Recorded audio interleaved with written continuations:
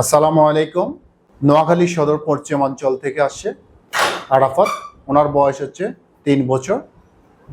এই 3 বছরে সেই অনেক খিঁচুনি হয়েছে। তার খিঁচুনির কারণ হাত পা থেকে শুরু করে তার স্বাস্থ্যের কোনো ডেভেলপ হয় নাই। খিঁচুনির কারণে তার ব্রেইনও ডেভেলপ হয়নি। ব্রেইন ডেভেলপ না হওয়ার কারণে 3 বছর শোয়া ছিল। শোয়ার কারণে সে উঠতে পারতো না, কোনো কিছু করতে পারতো না, সে হাঁটতেও পারতো না।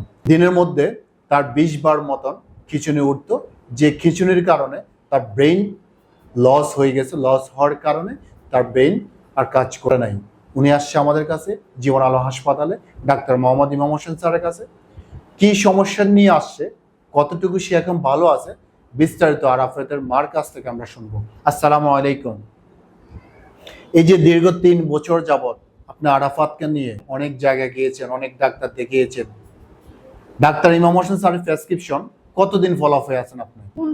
15 দিন। আচ্ছা, মাত্র 15 দিনের মাথায় ডাক্তার ইমাম হোসেন স্যারকে প্রেসক্রিপশন দেখানোর পর আপনার বাচ্চা কি সমস্যার জন্য দেখাচ্ছেন ওনাকে?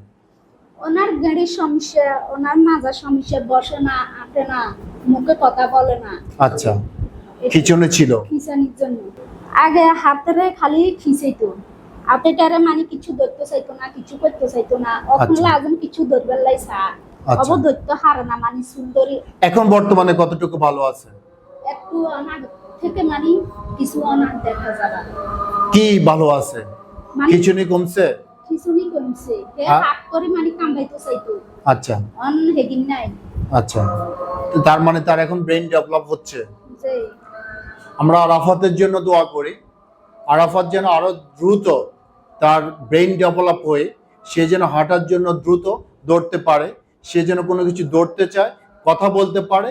অসংখ্যবার দোয়া করে আরাফাতের জন্য সে খুব দ্রুত তাড়াতাড়ি সুস্থ হয়ে যাক। আরাফাত,